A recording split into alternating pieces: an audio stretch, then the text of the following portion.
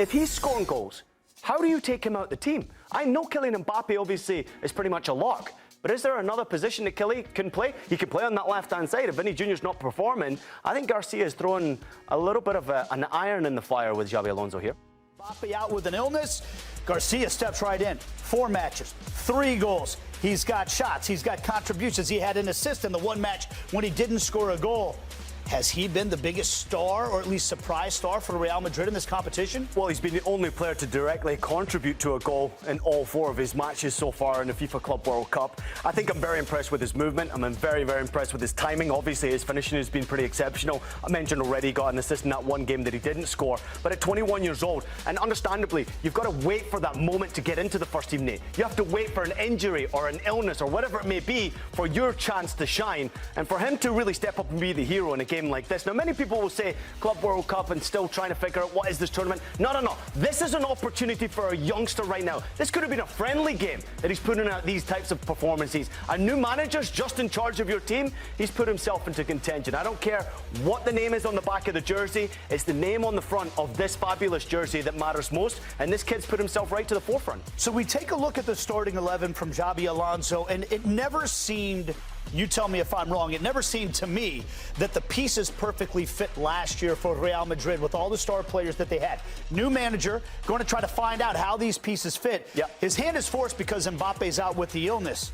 Is Garcia giving him something to think about when it comes to who's going to be a fixture in that attack for the Real Madrid this year? Well, he's not the only one. I think Garcia is also doing the same thing on the left-hand side. I mean, very solid performance from Huijsen at that backline. I thought he was exceptional. I thought Fede Valverde was once again absolutely brilliant.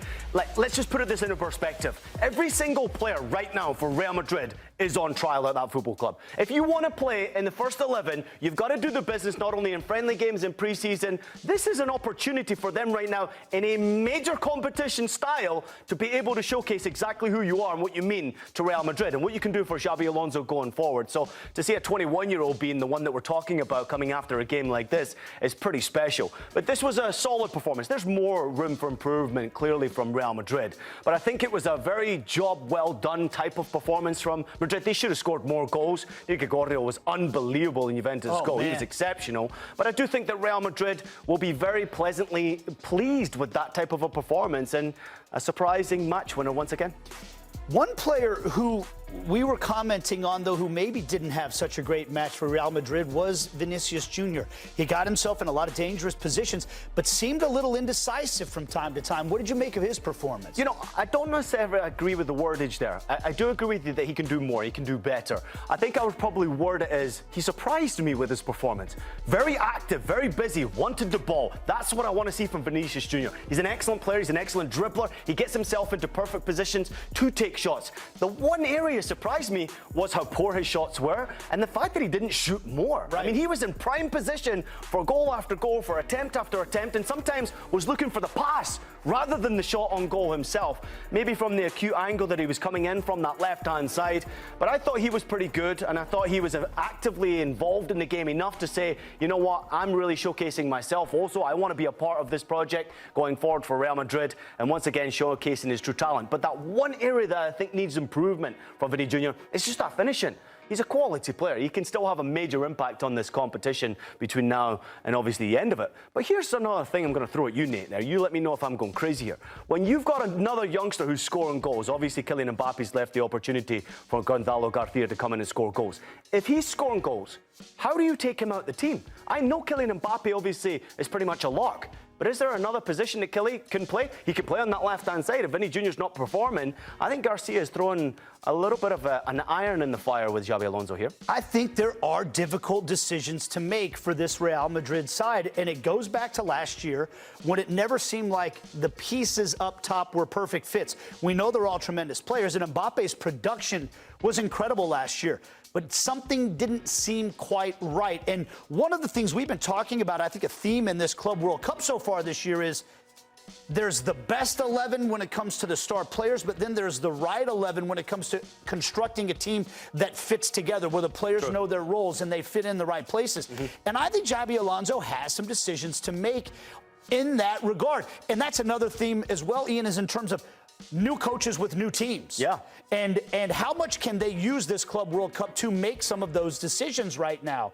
I can't imagine you bench Mbappe, right? But can you find a way for he and Garcia to be on the field at the same time in a way that complements one another? I think you better maybe be careful with what you're saying, because what Xabi Alonso has proven to us in the past already in his young managerial career is that the hottest hand will play. Right. It's not necessarily the pressure he feels. Remember, this guy's been there and done it as a player. He's learning the trade as a coach now, understandably so. He's come through a remarkable time at Leverkusen in Germany where he had tremendous success and gained respect enough to get this type of a job. Why is he in this job in the first place? To make tough decisions. If players are not playing, and that's why I'm leaning towards the vinijr performance, you know, he needs to continue to be a bit more selfish as far as I'm concerned to stay in that team. Because if you've got a youngster like Garcia who's scoring goals, Kylian Mbappe can play on the left-hand side, Kylian Mbappe can float wherever he wants, and it gives Gonzalo Garcia an opportunity to go play wherever he wants. The formation was interesting. The three-back line obviously has been something that we know he is familiar with in Germany. Obviously, it was been changing as the competition's going on. But I'm very impressed once again. I mean, and sometimes you will see this from Real Madrid next campaign as well.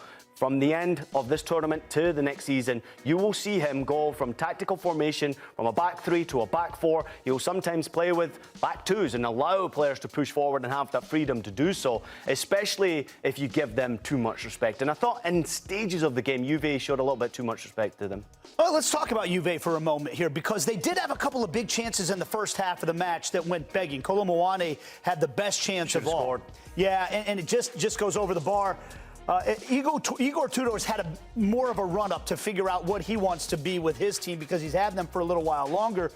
I was a little surprised he didn't go to his bench a little sooner in the second half of this match. What did you make of Juve's performance in this game? Yeah, I thought obviously they had their opportunities, the best one you pointed out there. I think when Kolo Muani went through, he was running at pace, then tried to chip the goalkeeper. Probably the wrong decision. It would have been better to just slot that one in the bottom corner. It was certainly open there for him. Excellent performance from Di Gregorio. He was outstanding on the day. You know, he made 10 saves in the game, which I think is not far away from Bono's performance against Manchester City for Al Hilal. So outstanding record numbers right there from Di Gregorio. And he kept him in the game because I think they had 11 shots on target overall. But I think it was a very interesting performance. Tudor's got this team performing well. They're difficult to beat. They're difficult to score goals against. But that firepower, that electricity, that confidence, that belief in the final third, just getting the job done is the biggest problem for me. But there was enough there to say that Juventus have got a lot to be looking forward to and a lot to be excited about for next season, that's for sure. And I'm wondering how much credit we give Real Madrid because of the way they closed that game out as well. Once they took the lead, they just didn't give up much to Juventus the rest of the way. It was a different story for Manchester City going up against Al Hilal. A back-and-forth matchup.